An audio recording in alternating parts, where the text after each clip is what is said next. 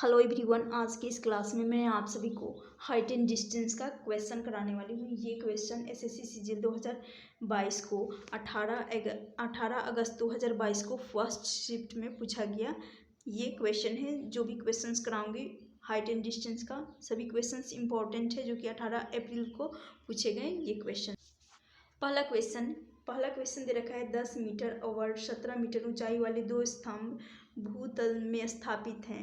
स्तंभों के आधार बॉटम के बीच की दूरी 24 मीटर है, तो उसके शीर्ष के बीच की दूरी मीटर में ज्ञात करनी है। तो क्या करेंगे, एक स्तंभ बनाएंगे 10 मीटर का और एक बना लेंगे 17 मीटर। एक क्या करेंगे, एक 10 मीटर और एक स्तंभ बना लेंगे 17 मीटर। ये हो जाएगा 10, तो ये हो जाएगा 17, ये हो जाएगा 17।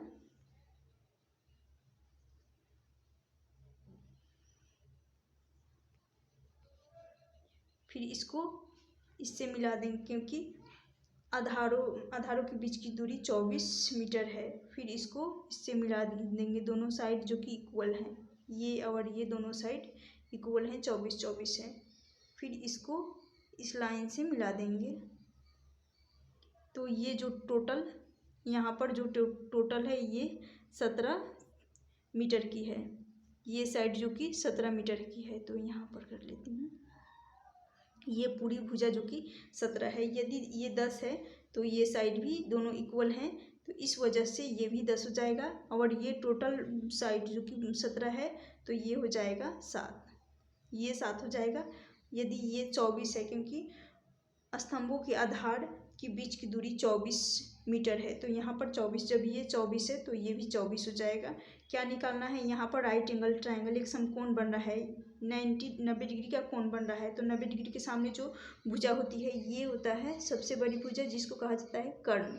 कर्ण हो गया, ये हो गया लंब, ये आधार कर्ण। कर्ण निकालने के लिए क्या किया जाता है, कर्ण बराबर होता है कर्ण का स्क्वायर बराबर हो जाता है लंब का स्क्वायर प्लस आधार का स्क्वायर किया जाता है। लंब जो कि है 7, तो 7 का स्क्वायर कर लेंगे 49 हो जाएगा, प्लस हो जाएगा, इनके बीच प्लस का साइन लगता है, बाकी सभी के बीच ये रूट के अंदर रहेगा।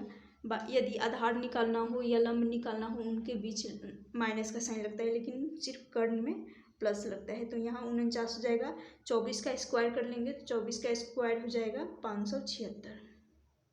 576 जब इनको ऐड करेंगे तो यहाँ से आ जाएगा, यहाँ है 9 9 6 15, 7 और 4 11 और 1 12, 5 और 1 6, यानी 625 आ रहा है।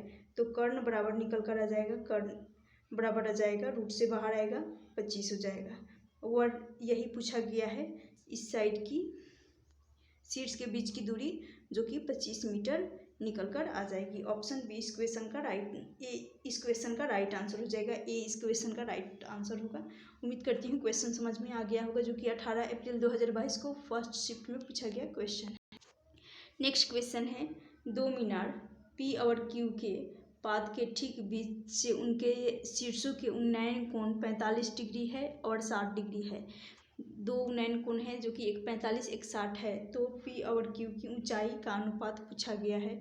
तो फिर से यहाँ पर एक 45 डिग्री और एक 60 डिग्री का दो उन्नयन कोण बना लेंगे। तो यहाँ से सबसे पहले पी से क्यू तक की दूरी निकाल लेती हूँ, इसको पी मान लेती हूँ, इसको क्यू,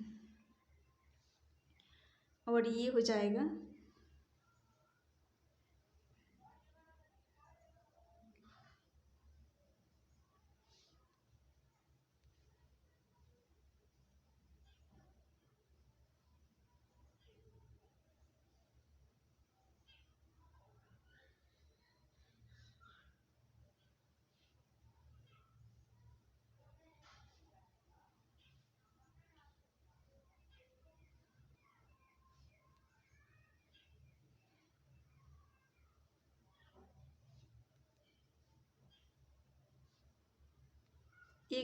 एक जो कि दे रखा है 45 डिग्री, एक उन्नयन कोण जो कि 45 डिग्री है।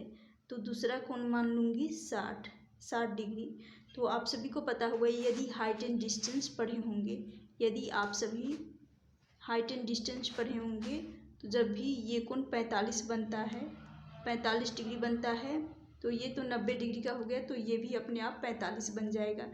और 45 डिग्री के इनके कोणों, इनके बीच की दूरी को हम मान लेंगे यहाँ पर 1/1 रेशियो में मान लेंगे। तो यानी कहने का मतलब है, यदि ये साइड ये 45 हो गया, तो इसके सामने यदि 1 है, 45 ये हो जाएगा a, तो इसके सामने भी a हो जाएगा। और यहाँ पर 90 डिग्री के सामने आता है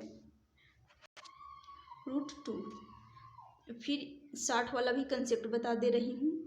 तो यदि जैसे कि ये 90 डिग्री का कोण हो गया, इसके सामने यदि 60 है, तो इसके सामने हो जाएगा, सामने वाला भुजा हो जाएगा 30। ये साइड जो कि ये कोण 30 हो जाएगा। और 30 डिग्री के सामने a होता है, तो 60 डिग्री के सामने होता है a√3। और 90 डिग्री के सामने होता है 2a होता है।